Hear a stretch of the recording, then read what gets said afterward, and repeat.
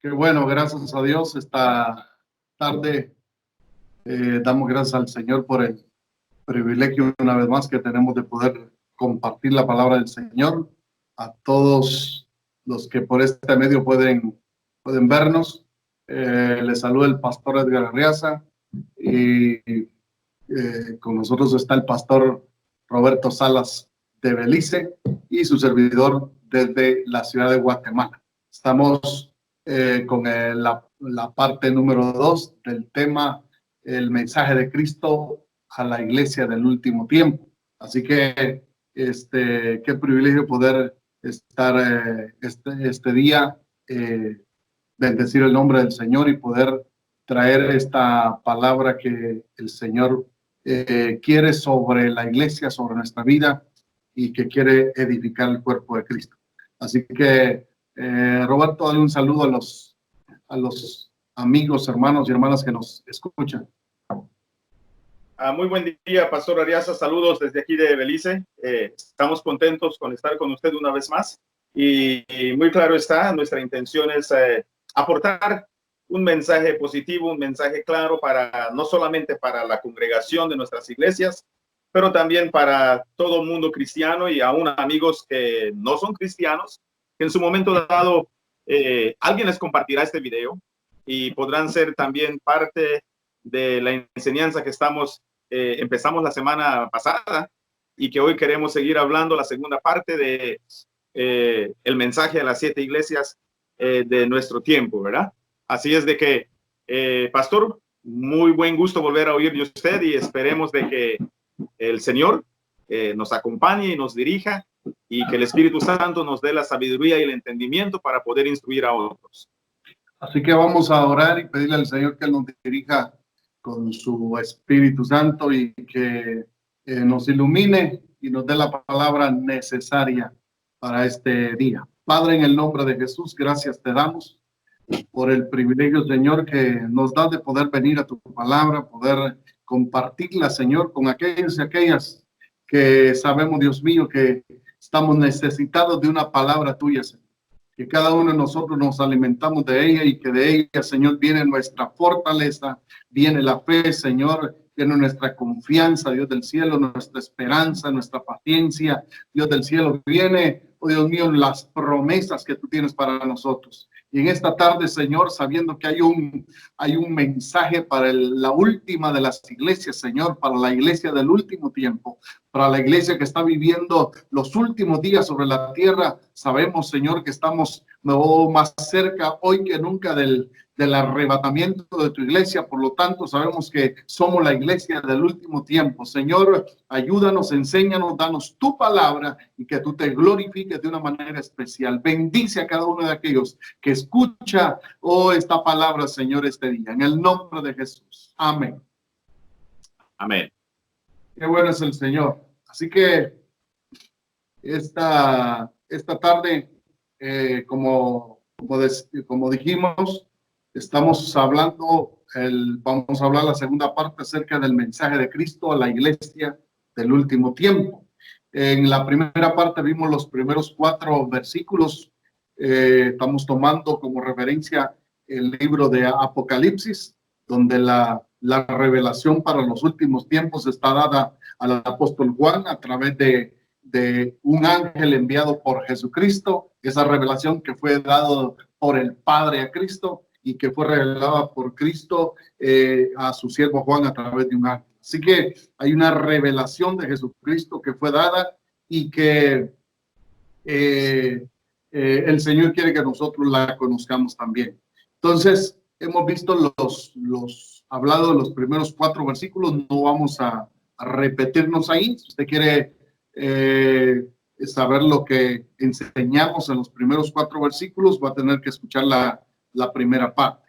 Pero vamos a la segunda parte y esto nos corresponde al versículo 5 en adelante de Apocalipsis capítulo 1, donde dice la palabra del Señor.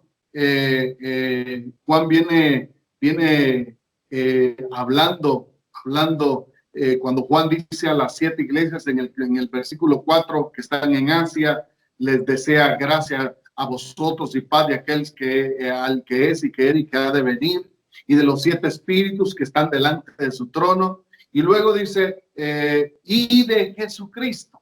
Esa es la primera parte y empieza a describir algo bien importante en la vida de Cristo, y algo que tiene que ver con la revelación que Cristo dio al apóstol Juan, porque dice de Jesucristo y lo describe y lo dice Juan, el testigo fiel, el primogénito de los muertos y el soberano de los reyes de la tierra. Entonces, lo describe de 3 formas y de 3 maneras. La primera vez, el testigo fiel. Entonces, ¿por qué tiene que describir Juan a Cristo así? ¿Y cómo lo ve? ¿Cómo fue que se reveló de esa manera? ¿Por qué fue que se reveló de esa manera Jesucristo Juan? Y es que se describe como el testigo fiel porque él es la fuente de la revelación. La fuente de toda revelación que ha venido sobre la iglesia ha venido a través de Cristo. La Biblia dice que el Padre nos ha hablado a través del Hijo. Entonces, Él es la fuente de toda revelación que se dio, que se da y que se va a dar. Entonces dice como el testigo fiel. Y eso es bien importante porque se le llama un testigo fiel a aquel que es de primera mano, aquel que sabe, conoce, experimentó, vio, estuvo ahí, sabe lo que es y que es incapaz de mentir.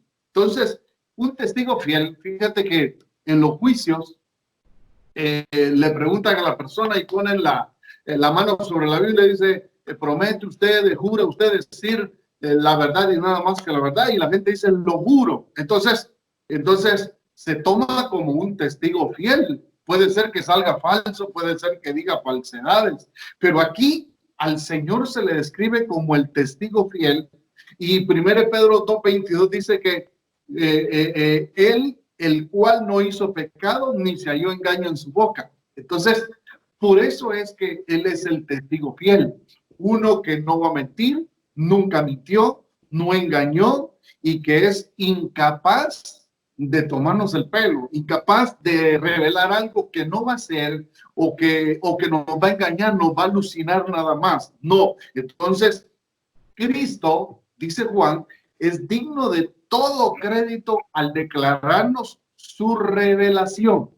Y esto es bien importante porque como han salido muchas personas con revelaciones falsas y sus revelaciones, pero aquí estamos hablando de Cristo, el que es testigo fiel y que su revelación tiene que ser fiel, es verdad, es verdadera, es confiable, porque el que la está dando nunca engañó y nunca mentió. Amén.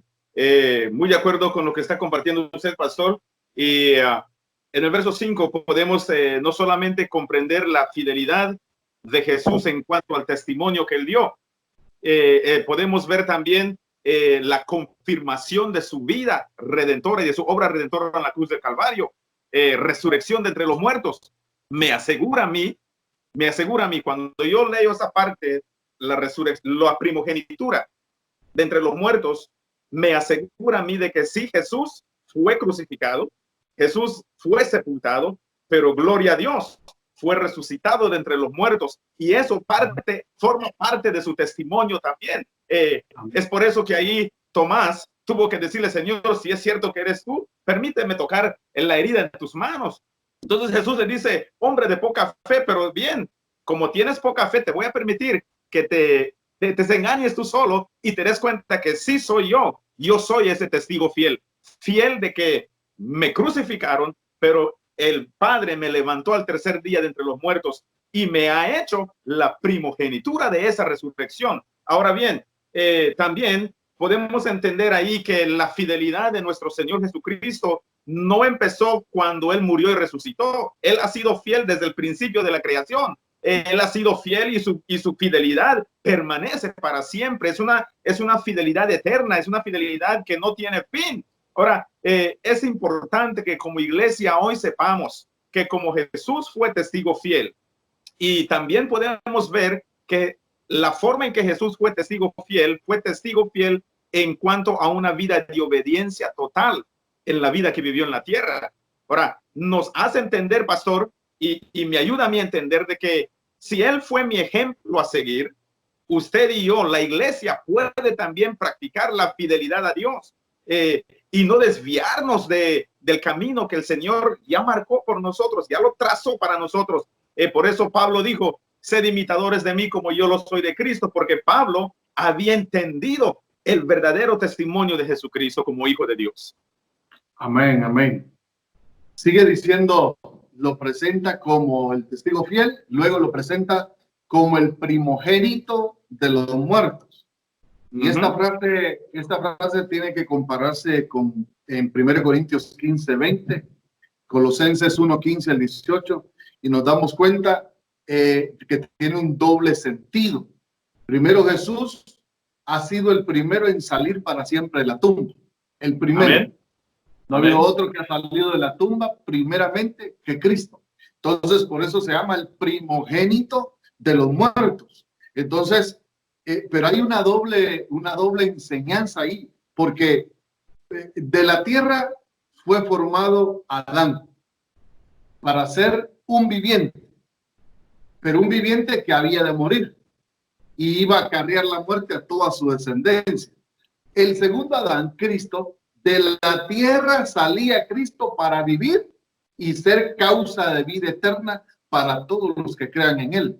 Entonces, de la tierra salió Cristo igualmente para traer vida y vida en abundancia. Entonces, la segunda cosa que enseña aquí del primogénito, el primogénito sabemos en la Biblia que es el heredero de la hacienda. Al primogénito se le daba doble herencia en el Antiguo Testamento. Entonces, pero si es el unigénito, si es el único hijo, era el unigénito. Y la Biblia dice el unigénito hijo de Dios, hablando de Jesucristo. Entonces, si es el unigénito como lo es Cristo, en Colosenses 1:15 dice esto, entonces con él participamos nosotros en la medida que le seguimos a él. Cristo es el dueño de la herencia del Padre. Y la Biblia dice que nosotros somos herederos y coherederos con Cristo. Él nos ha hecho coherederos por seguirlo a él, por obedecerlo a él, por creerle a él, por creer en aquel que murió y que resucitó. Entonces, él es el primogénito de los muertos, como lo presenta Juan. Y la tercera cosa, como lo presenta Juan, es que lo presenta como el soberano de los reyes de la tierra. Dice que y esto es bien importante, porque la palabra en el griego para soberano ahí es joarcón,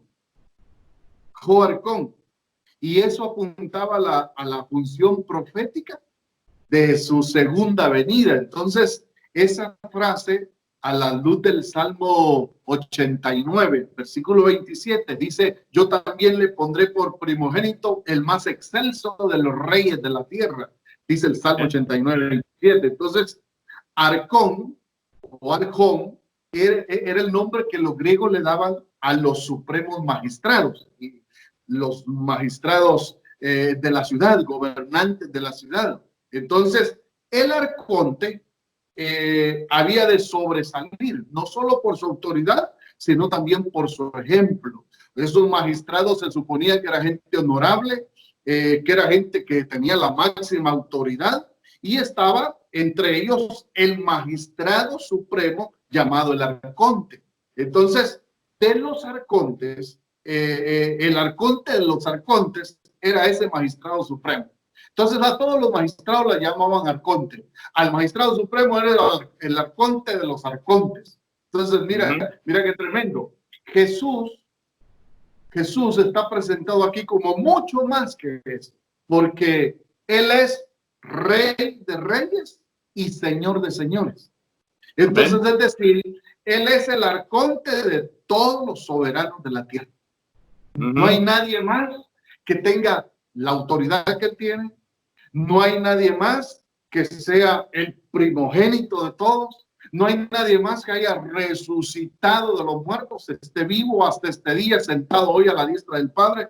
No hay ninguno. Entonces, Él es el que tiene la máxima autoridad sobre todos los reinos de la tierra, y lo presenta así, el soberano de los reyes de la tierra, y le llama Arcón. Entonces, la gente de su tiempo entendió que Él era lo más grande en autoridad, que era lo más grande en señorío, era Jesucristo. Amén. Una de las razones por la cual dice la palabra del Señor que fue obediente hasta la muerte y muerte de cruz.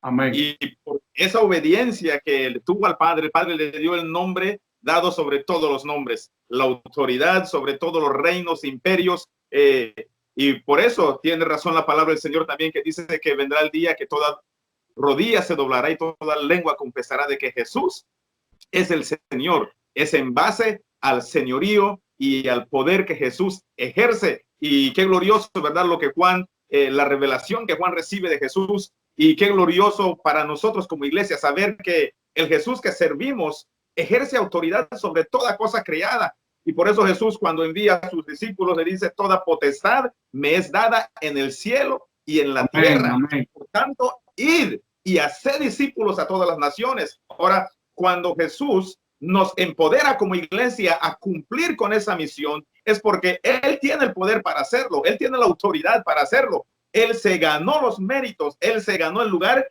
que le merecía, y lo logró ganar a través de la obediencia y de la humildad a obedecer lo que era y lo que sigue siendo hasta hoy la perfecta voluntad de Dios para la humanidad.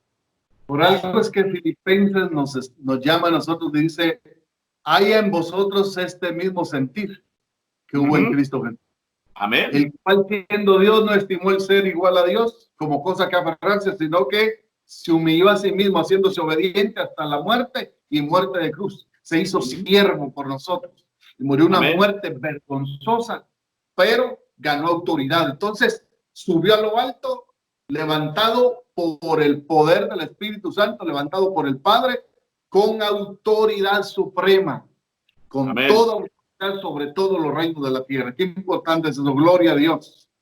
El versículo 6 ya comienza, dice algo aquí el apóstol Juan acerca de la iglesia, y el versículo 6 dice: y nos hizo reyes y sacerdotes para Dios su Padre. A Él sea gloria e imperio por los siglos de los siglos. Amén. Entonces, está diciendo, muestra aquí la condición de los creyentes, y creo que muestra la condición de los creyentes porque es a los cristianos que les está enviando este mensaje, esta revelación dada a Juan. Le dijo que se le enviara a las iglesias, y somos las iglesias las que lo vamos a compartir, pero eran los creyentes. Entonces presenta a los creyentes aquí, presenta a la iglesia y dice: y nos hizo reyes y sacerdotes para Dios. ¿Cuándo nos hizo reyes y sacerdotes para Dios? Cuando nosotros fuimos trasladados del reino de las tinieblas al reino de su Hijo. Cuando nosotros renunciamos al reino del mundo, al reino de pecado, al reino de tinieblas, al reino de engaño, de mentira, al reino de Satanás, y le creímos a Cristo, creímos en Él, creímos a su palabra, a sus promesas, y nos hizo entonces, y le recibimos en nuestro corazón, y entonces dice: y nos hizo reyes y sacerdotes. Entonces, reyes y sacerdotes para Dios su Padre. Entonces, somos reyes y sacerdotes cuyo único propósito, ahora y para siempre, es servir a Dios. No hay otro propósito. El Señor nos llamó para servirnos. Cuando Él ya sacó a Israel de Egipto, le mandó a decir a Faraón: dile a Faraón que deje ir a mi pueblo, que me sirva, para que me sirva, que me sirva. Entonces, es ahora y siempre vamos a servir a nuestro Dios. Entonces, esa bendición de habernos hecho reyes y sacerdotes para Él. Gente, los reyes que hacían conquistar, gobernar, los sacerdotes que hacían ministrar, a Dios, al pueblo. Entonces, igualmente nos hizo a nosotros para poder ministrar a Dios a un mundo que perece, pero también nos hizo para gobernar y traer las leyes de su gobierno, la doctrina, la forma que el Señor quiere que nosotros le sirvamos y que nosotros hagamos las cosas para Él. Cuando uno está en este reino, no puede hacer las cosas como uno quiere, sino hacerlas bajo el reino de Dios, porque no es mi reino, es el reino del Señor. Entonces, el apóstol Juan enseña aquí esta palabra. No sé si quieres añadir algo ahí. La última parte del verso 5 y del verso 6, y yo pienso que también era parte de una declaración de alabanza que Juan en su momento dado hace al Hijo de Dios. Alabadle porque Él es el Rey de Reyes, alabadle porque con lo que Él hizo en la cruz y con lo que Él hizo en la tumba vacía después de haberse resucitado, el Padre lo resucitó de entre los muertos. Alabémosle porque nos hizo reyes y nos hizo sacerdotes. Hay algo muy importante que yo siempre le digo a la iglesia: debemos de tener en mente que como iglesia le pertenecemos a Dios. O sea, la iglesia no me pertenece a mí, yo no soy dueño de la iglesia, yo no soy amo de la iglesia, yo simplemente soy un servidor de la iglesia, y lo que hago es ser esa voz de Dios para guiar al pueblo y acercarlo hacia Dios. Cuando compartía usted, nos hizo reyes. Reyes son gobernadores, la gente que estipula leyes, hace leyes, decretos y todas las cosas que incluye una ley. Ahora, nos hizo sacerdotes. ¿Por qué? Porque nosotros somos los líderes, los pastores, y aquí en cada casa hay un sacerdote. Cada padre de hogar, cada cabeza de hogar es un sacerdote. Debe de ser el hombre para guiar a su familia y acercarla a Dios. Y yo estaba hablando sobre todo esto de la pandemia que nos está afectando. Hoy más que nunca, pastor, yo creo que se han levantado muchos sacerdotes, porque los padres cristianos que visitan una iglesia pero no se sienten comprometidos con Dios, hoy son ellos que le están enseñando a sus hijos a orar en casa. Hoy son ellos que le están enseñando a sus hijos sobre la palabra del Señor. Y qué importante es saber de que Cristo nos compró para la propiedad de su Padre. Le pertenecemos a Él. Yo no vivo mi vida para agradarme a mí. Yo no vivo mi vida para agradarle a ningún hermano de la iglesia. Mi vida la debo de vivir para agradar únicamente a ese Dios que lo dio todo por amor a mí, que lo dio todo porque en su momento dado Dios no quería y Dios no quiere que yo sufra. Dios está interesado en el bienestar de cada uno de nosotros. Por eso dice el profeta Jeremías, porque yo conozco los planes que tengo acerca de vosotros, planes de bienestar, de bien y no de mal. Entonces, Dios espera, iglesia, que hoy más que nunca nos sintamos hijos de Dios y sintamos que le pertenecemos a Él. Pero eso implica de que si le pertenezco a Dios, debo vivir mi vida como a Dios le agrada y como Dios espera que yo viva esta vida. Amén, amén. Y es importante ver que Juan termina con alabanza. Con alabanza. Ahí dice: a Él sea gloria e imperio por los siglos de los siglos. O sea, la alabanza a Dios nunca se va a terminar, nunca se va a acabar. Él siempre va a ser alabado, adorado por los siglos de los siglos, eternamente. Y dice Juan, termina con un amén. Amén. Amén. Nosotros pronunciamos la palabra amén y a veces quizás no le damos exactamente el significado que tiene la palabra amén, pero la palabra amén no solo significa así es, sino que significa que así sea. Que es mucho más fuerte que decir solo así es, que solo corroborar. Estamos nosotros no solo corroborando, sino reafirmando que así sea. Entonces, no solo en mi vida, sino en aquellos que oyen el amén, que así sea, que Dios sea glorificado, que Dios sea su Padre, que Él sea un heredero, que sea un rey y sacerdote con Dios, que el Señor le dé todas estas promesas también, que así sea. Entonces, ese amén es bien importante, ¿verdad? Cuando decimos amén, estamos no solo corroborando lo que dice alguien. A veces nosotros debemos de tener cuidado con lo que dice una persona y no decir amén a todo, sino que amén a aquello que es correcto, que es verdadero, que viene de parte del Señor. Eso es amén. Entonces le estamos diciendo a esa persona que así sea.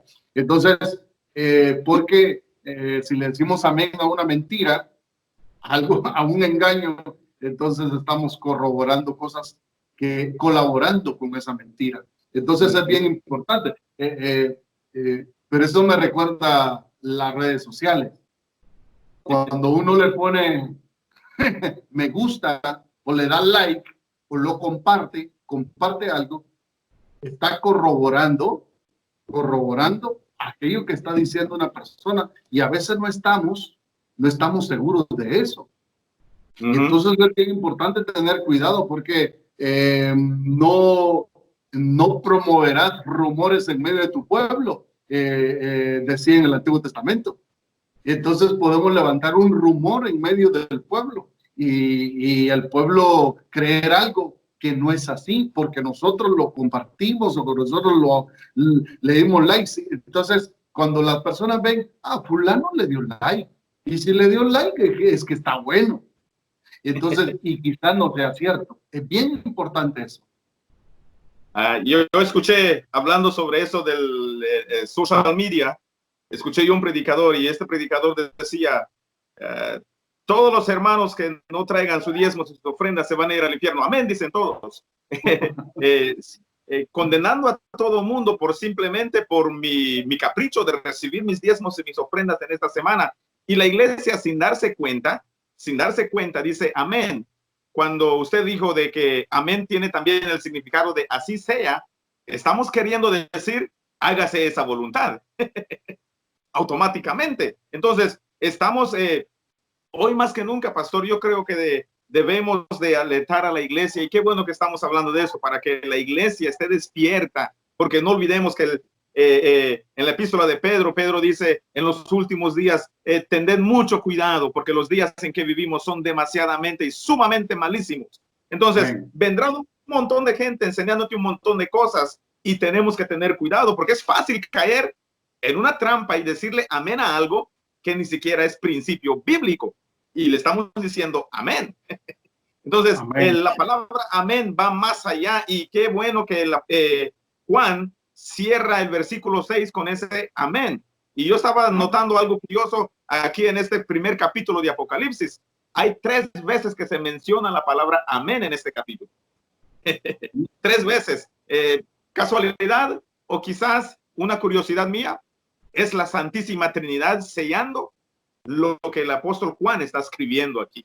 Amén al Padre, amén al Hijo, amén al Espíritu Santo. ¿Por qué? Porque no olvidemos pues que nuestro Dios es un Dios trinitario. No son 3 dioses, es un solo Dios. Y tanto el Padre, el Hijo y el Espíritu Santo se merecen ser en gran manera alabados. Que así sea. Ok. El versículo 7, este versículo nos va a llevar quizás un tiempo poder verlo, porque este versículo puede ser confundido. Dice el texto, el versículo 7, he aquí que viene con las nubes y todo ojo le verá, y los que le traspasaron y todos los linajes de la tierra harán lamentación por él. Sí, amén. Fíjate que aquí el apóstol Juan habla de un evento, de algo que va a suceder con ese Cristo que le está revelando, le está dando esta revelación. El apóstol Juan comienza a hablar de él y dice que aquí que ese Cristo, que es Rey de Reyes y Señor de Señores, que es el primogénito de los muertos, ese Cristo va a venir. Y dice aquí que viene, he aquí que viene. Él no dice posiblemente venga, él dice he aquí que viene, que va a venir con las nubes y todo ojo le verá. Este es un evento que va a suceder. Esto no es algo, no es una figura, esto no es un símbolo. Esto es algo que va a pasar, es algo que va a suceder, porque el Señor prometió venir. Señor dijo que iba a regresar. No los voy a dejar huérfanos. Y aquellos ángeles que vieron irse al cielo a Cristo le dijeron le dijeron también a aquellos que estaban viendo, a este que habéis visto venir así mismo vendrá. Entonces, en las nubes. Ahora, la palabra viene ahí. Es bien importante tomarla. La venida viene. Es bien importante porque la primera venida de Cristo se menciona en Hechos capítulo 13, versículo 24. Y dice, antes de su venida, predicó Juan el bautismo de arrepentimiento a todo el pueblo. Antes de que él se manifestara. Antes de su venida, dice, antes de su manifestación, predicó Juan el bautismo de arrepentimiento. Entonces, ahí usa una palabra en el griego que es eisodos, la concordancia Strong 1529, es el número de la palabra, por si aquellos quieren corroborarla. Entonces, es entrada, es entrar, venida, visita. Entonces, esa palabra habla de cuando Cristo vino a la tierra y estuvo en la tierra, y cuando se iba a revelar después de que Juan predicó por 6 meses y llegó Cristo al Jordán, ahí se reveló Cristo. Esa es la palabra que está usando aquí en la entrada, en entrar. Entonces, pero está su segunda venida. Dijo Cristo que iba a regresar. Me voy pues a preparar lugar para vosotros, para que donde yo estoy, vosotros también estéis. Y Primera Tesalonicenses capítulo 5, 23 lo menciona. Entonces, la segunda venida de Cristo podemos darla como en 2 fases. Podemos enseñarla en 2 fases. La primera fase, Primera Tesalonicenses 5, 23 dice, y el mismo Dios de paz os santifique por completo, y todo vuestro espíritu y todo vuestro ser, espíritu, alma y cuerpo sea guardado irreprensible para la venida de nuestro Señor Jesucristo. Entonces, ahí la palabra ya no es éxodo, sino que la palabra es la 3952 del Strong y es parusía. Parusía. ¿Y qué significa parusía? Significa retorno. Retorno. Entonces, estar cerca. Entonces, el adviento, el advenimiento de Cristo. Entonces, aquí tenemos que describir varios eventos que van a suceder según Tesalonicenses. Entonces, este evento aquí se menciona con la palabra parusía, y en Tesalonicenses nos menciona que hay varios eventos que sucederán, y eso está en Primera Tesalonicenses capítulo 4, versículo 14 al 18. El apóstol Pablo enseña de esta venida que estamos hablando, donde dice aquí que viene con las nubes y todo ojo le verá. Y entonces dice, porque si creemos que Jesús murió y resucitó, así también traerá Dios con Jesús a los que durmieron con él.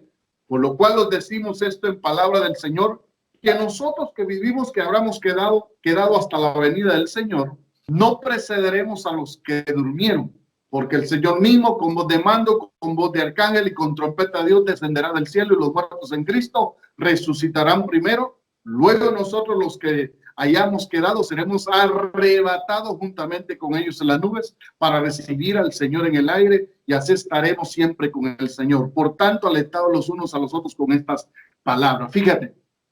Entonces, en la venida, en el versículo 7 del capítulo 1 de Apocalipsis, verso 7, dice aquí que viene con las nubes y todo ojo le verá. El evento que describe Tesalonicenses 4 no es el mismo de ese, porque en este evento es lo que le llama el arrebatamiento. No es todo ojo le verá. Entonces lo dice bien claro, dice, si creemos que Jesús murió y resucitó, así también traerá Dios con Jesús a los que durmieron en él. ¿Quiénes son los que duermen en Cristo? Los que mueren en Cristo, con su fe en Cristo Jesús. Esos son los que duermen en él. Entonces la Biblia no le llama muertos, sino están durmiendo.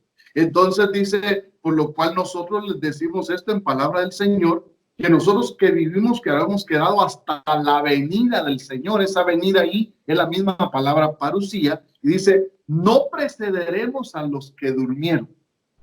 O sea, no nos iremos antes que ellos, no volaremos antes que ellos. No, Cristo no vendrá por los que estemos vivos y dejará a los muertos. No, sino que lo dice, porque el Señor mismo con voz de mando, de autoridad, con voz de arcángel. Un arcángel dará la voz y con trompeta, sonará trompeta. Esto no nada tiene que ver con las trompetas que se mencionan, las 7 trompetas de Apocalipsis. Entonces dice, con trompeta de Dios descenderá del cielo y los muertos en Cristo resucitarán primero. Lo primero que sucederá en el arrebatamiento de la iglesia es que los muertos se levantarán primero cuando el Señor aparezca en las nubes. Los muertos serán los primeros en resucitar, en salir de la tumba. Será que el espíritu y el alma vendrá a unirse con ese cuerpo que está ahí en la tumba, o quizás esté deshecho, pero de ahí saldrá el cuerpo del cual el espíritu y el alma de ellos vendrá a unirse otra vez, y no se levantarán con un cuerpo hecho pedazos, sino con un cuerpo glorificado, un cuerpo transformado, vivificado. Entonces, los muertos en Cristo resucitarán primero. Algunos ahí explican, Roberto, que algunos dicen los muertos son los que se van a ir primero y luego nosotros los vimos, pues eso será otro viaje. Y no es así, porque lo dice muy claramente. No, luego nosotros los que vivimos, los que hayamos quedado, seremos arrebatados juntamente con ellos. Amén. Y lo dice bien claro, juntamente con ellos. Si solo dijera arrebatados, quizás hubiera habido un tiempo ahí entre los muertos y los vivos que estemos, pero dice que juntamente con ellos, o sea que cuando Cristo aparezca, que no bajará a la tierra, sino que se quedará en los aires y que no descenderá y que no todo ojo le verá, porque es otro evento distinto al que dice el versículo 7, sino que este es el evento del arrebatamiento. Entonces ahí nos uniremos, nos juntaremos con él para llevarnos al tribunal de Cristo. Eso es otro tema. Entonces dice, seremos arrebatados. Y la palabra en el griego es arpazo. Esa es la palabra. Y la palabra rapto, arrebatado, viene de ese arpazo. Es arrancar para irse lejos. Coger de un tirón. Pescados hacia arriba. Arrebatar hacia arriba. Reclamados desde arriba. Entonces, ¿sabes qué va a venir a hacer el Señor en el arrebatamiento? Lo que va a venir es a reclamar a los que somos suyos, lo que es suyo. Amén. Por eso la Biblia dice los que son de Cristo en su venida. Entonces, los que somos de Cristo, los que morimos, los que estén muertos en Cristo y los que estemos vivos en Cristo, seremos reclamados con él en el arrebatamiento de la iglesia. Ese evento no es el mismo de Apocalipsis capítulo 1 y versículo 7. Aquel es al final de la gran tribulación, este es antes de la tribulación. Amén. Completamente de acuerdo ahí con lo que acaba de aclarar el pastor Ariasa. Solamente también aquí compartiendo un poco de que el hecho de que el Señor viene por la iglesia, viene a arrebatar, viene a arrancar, viene a llevarse lo que es de él, es precisamente por lo que dijo en el versículo 6, porque nos compró para su Padre, o sea, le pertenecemos a él, y como le pertenecemos a él, él no permitirá que lo que es de él se quede en la tierra para sufrir la calamidad de la gran tribulación.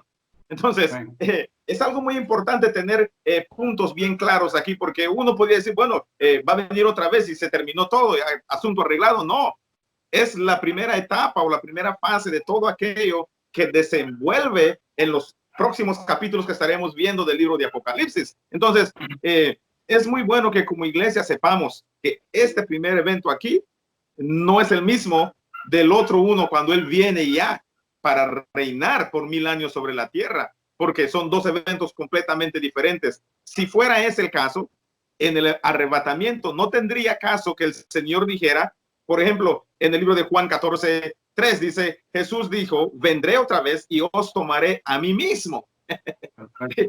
Yo les llevaré a mí mismo. Uno, y no tendría caso que en Mateo dijera, velad, porque nadie sabe el día, porque nadie lo sabe, y porque nadie lo sabe será repentino, un arrebatamiento que nadie espera.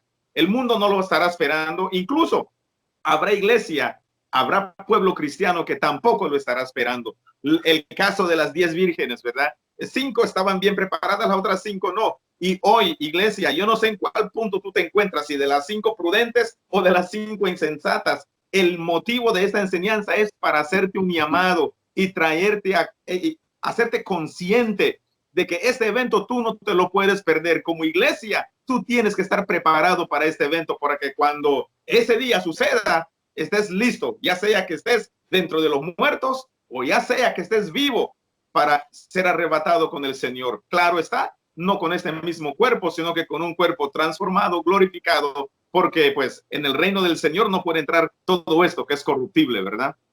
Amén, amén. Entonces, esa es la primera fase de su segunda venida, es el arrebatamiento, la primera fase. La iglesia levantada, los que son de Cristo, los que le pertenecemos a Cristo. Si alguien le pertenece a Cristo sobre la tierra, Señor lo reclamará, se lo llevará, lo levantará, lo arrancará de este mundo para que no sufra los eventos de la ira, porque a nosotros Cristo ya pagó la ira que venía de Dios sobre nuestra vida, ya la pagó en la cruz del Calvario Jesucristo, porque Él sufrió la muerte, una muerte vergonzosa, pagó por nuestros pecados, pagó por nuestro sufrimiento, y la ira del Señor ya no estará sobre la iglesia, sobre aquellos que somos de Cristo. Pero aquellos que no son de Cristo sufrirán la ira porque no han aceptado el rescate, el pago que Cristo hizo en la cruz del Calvario. Ahora viene la segunda venida, la segunda fase de esa venida, de su segunda venida. Y entonces, en 2 Timoteo 4:8, dice el apóstol Pablo, por lo demás me está guardada la corona de justicia, la cual me dará el Señor juez justo en aquel día, y no solo a mí, sino también a los que aman su venida. Ahí la palabra venida es la 2015 de Strong y es epifanía, epifanía. Entonces, y eso significa manifestación, venida de Cristo, pero aparición con resplandor. Entonces, fíjate la diferencia. En la primera no viene con resplandor. En el arrebatamiento no desciende sobre la tierra, no viene con resplandor, y sino que viene en secreto. La venida secreta de Cristo es el arrebatamiento para llevarse a los que son de Él. Y entonces, esa sucede al principio de la gran tribulación. Luego está esta, que es la epifanía, cuando Él se manifiesta con resplandor, y la Biblia dice que con resplandor matará a sus enemigos cuando estén en la guerra de Armagedón, la última guerra de la gran tribulación. Entonces, esa es esa epifanía. La epifanía es esa. Entonces, déjame resumir un poco para que aquellos que escuchan queden claros. La palabra venida tiene estas acepciones en griego. Dos de ellas es parusía y epifanía. Parusía es la 3952 de Strong y epifanía es la 2015 de Strong. Ambas se refieren al regreso del Señor, pero la diferencia estriba en que parusía va orientado a una manifestación en secreto y epifanía a una manifestación pública. Entonces, hay una gran diferencia. La parusía será cuando el Señor venga y arrebata su iglesia. La epifanía cuando Él venga ya como rey y vengamos con Él como iglesia también. O sea, en la primera, en la venida del Señor, Él viene, en el arrebatamiento, Él viene por su novia. Amén. En la segunda fase, Él viene con su esposa. Aleluya. En la primera, viene a recoger a su novia. La primera fase. En la segunda, ya viene casado con la novia. Entonces ya no es novia, él es esposa. Entonces, En la primera arrebata y por 7 años en el cielo hay bodas, hay boda, hay boda, hay boda, hay fiesta en los cielos. Ahí está la cena, la boda del Cordero, la invitación. Bueno, ahí será un fiestón. Ahí habrá fiesta. Y esa será gloriosa. Por 7 años en el cielo de fiesta con Cristo Jesús, en la boda del Cordero, la novia de la iglesia que fue levantada, estará ahí con él. Pero al final de la tribulación, él viene porque tiene un trato con un pueblo que se llama Israel. Y viene para terminar este trato ahí con ellos. Y viene con su esposa. Entonces, viene con su esposa para, hermano, pelear contra los enemigos de Israel y establecer su reino milenial sobre la tierra. Entonces, a pesar que Jesucristo en su segunda venida viene ya casado, también habrá pueblo de Dios en la tierra, que habrán vivos reconociendo al Señor ahí, y también enemigos a los cuales también viene a vencer. Entonces, la gran pregunta aquí para todos es, ¿de qué grupo somos? ¿De qué grupo? ¿De qué grupo vamos a ser? ¿De los que venimos con él? ¿De los que le verán a él venir con su esposa? ¿O de los que están aquí abajo? ¿De los que se van como novia a casarse por 7 años? ¿O de los que se quedan 7 años aquí a la tribulación? ¿O seremos de aquellos que vendremos con él para establecer su reino milenial sobre la tierra? Entonces, esto parece una película. Y sabes, los medios de comunicación, de entretenimiento, han estado haciendo cosas para, no para ayudar a la iglesia, ni a Cristo, ni a su doctrina, sino para confundir a la gente. Es más, estaba viendo hace poco mostraron ahí, un hermano pastor estaba mostrando como en un episodio de los Simpsons, la familia Simpson, ahí muestra, van a la iglesia y cómo ellos son, al final se sientan y son arrebatados, pero son arrebatados por una nave. Entonces, confundiendo a la gente, confundiendo al mundo, y esa va a ser explicaciones que se va a buscar y que se van a dar aquí abajo con el arrebatamiento de la iglesia. Pero aquí la gran pregunta es esta: o vamos a hacer la novia que va a ser recogida, o vamos a ser aquellos que se quedan a la gran tribulación, o vamos a ser de la esposa que viene con Cristo al final de la gran tribulación, o de aquellos que estarán aquí sufriendo las consecuencias de no haber escuchado ahora aquello que dijo el Señor: el que tenga oídos para oír, que oiga. Es importante también en ese mismo versículo 7 notar de que, hermanos, hoy más que nunca, es cuestión de decidir en qué partido quiero estar, ¿verdad? Y bien claro está ahí los 3 partidos que ha mencionado el pastor. Quiero estar en el grupo que será arrebatado, quiero estar en el grupo que disfrutará de esas bodas del Cordero, o quiero ser de ese grupo que se quedará acá a la calamidad que le espera a la tierra en la gran tribulación, o quiero ser esa iglesia gloriosa, esa esposa gloriosa. Porque imagínate, pastor, que cuando el Señor venga para ya terminar el fin último al final de la gran tribulación, no solamente el Señor va a resplandecer, sino que su esposa también. Por eso que habla después en el libro de Apocalipsis que miraba a todos los santos con vestiduras blancas. ¿Por qué? Porque nuestra vestidura será blanca también. Porque imagínate de que sería vergonzoso para este novio presentarle una novia con manchas a su padre.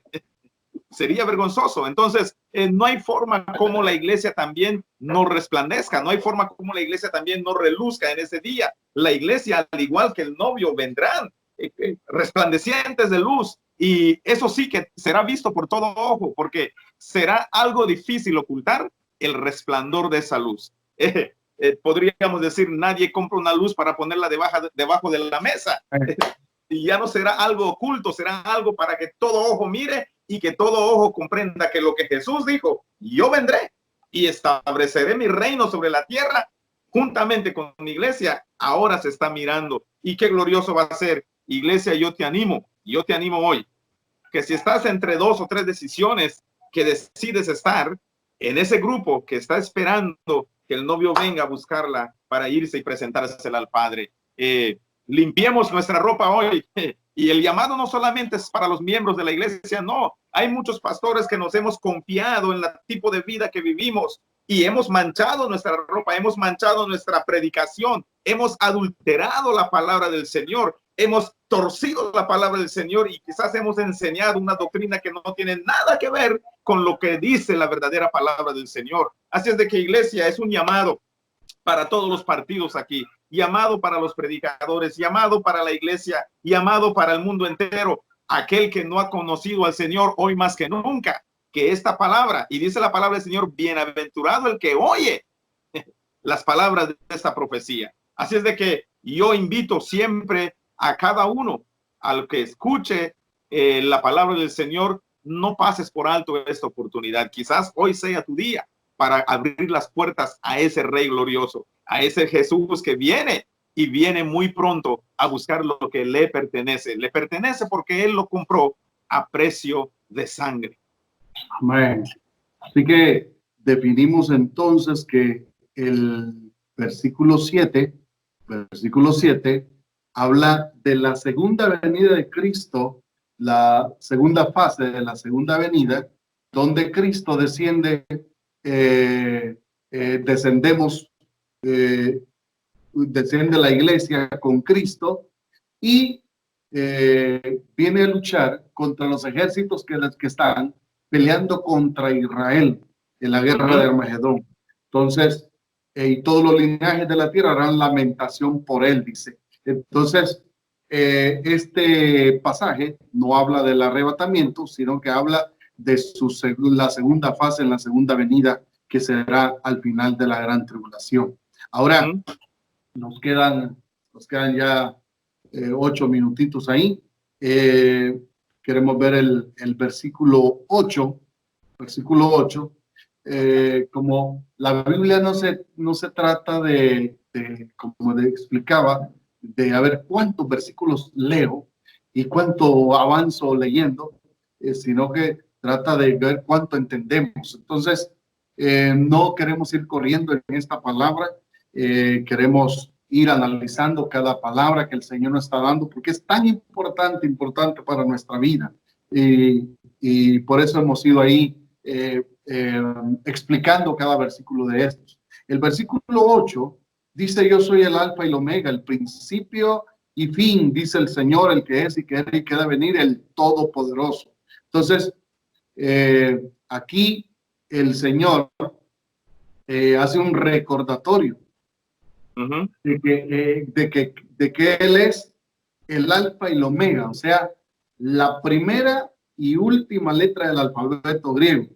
Y esto aparece en varias partes de la Biblia. Apocalipsis 21:6, 22:13, se describe como el alfa y el omega. Entonces, que Él lo encierra todo, que en Él está la última palabra, que Él es el principio de todo, que Él es la eternidad, que Él lo es todo, lo encierra en el alfa y el omega.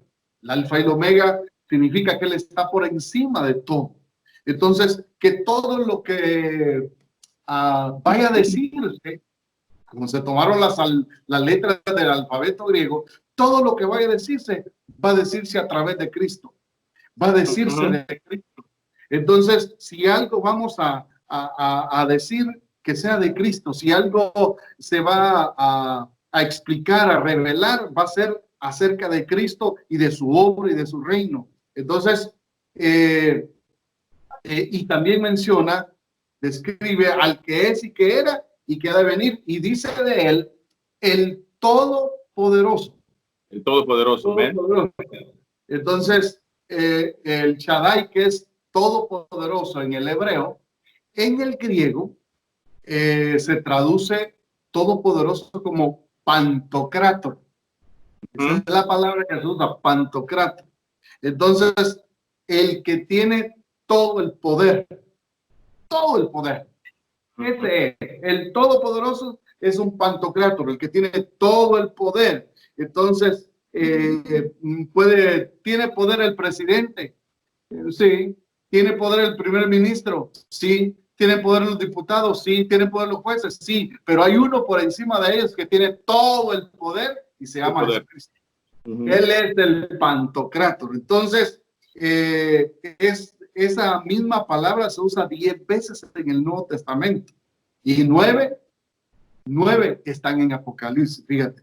Entonces, la principal revelación de todo el libro se encuentra en estos versículos de salutación, donde se muestra como todo, el soberano, el rey de reyes, el todopoderoso, el pantocrátor, el que tiene toda autoridad, todo dominio. Él es el que va a revelar los eventos que vienen y él es el que trae un mensaje para la iglesia.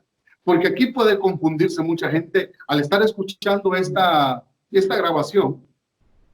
Puede confundirse y decir, fue el mensaje de un hermano llamado Edgar y un hermano llamado Roberto. No. Este es el mensaje de Cristo a la iglesia.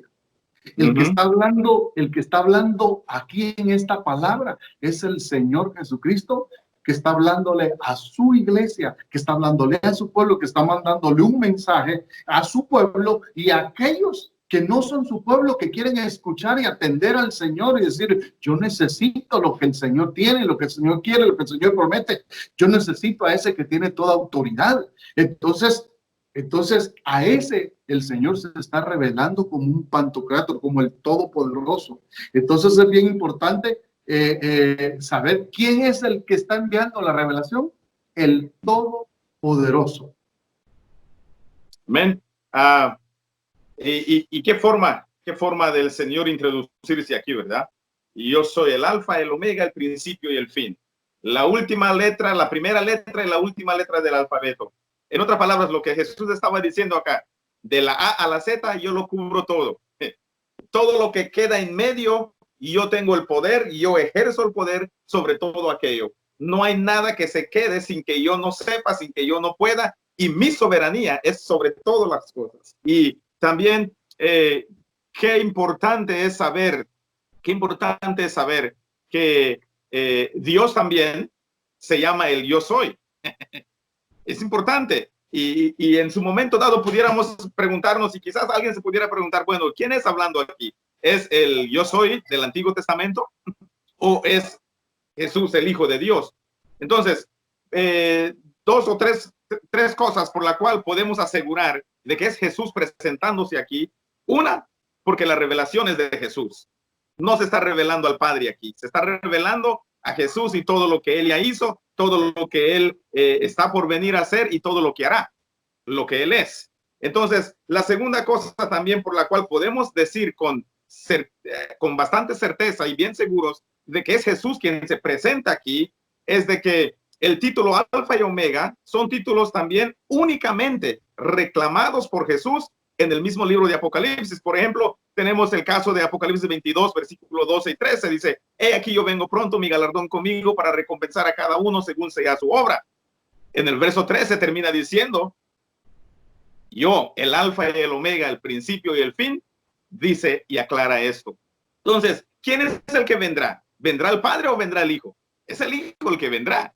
Entonces, estamos completamente seguros que aquí el que está hablando es Jesús, el Hijo de Dios. ¿Y qué forma de presentarse? ¿Qué forma de decirle a la iglesia hoy? No solamente a la iglesia de aquel entonces. ¿Qué forma de decirle a la iglesia hoy? Iglesia, yo quiero que tú sepas, yo soy el Todopoderoso.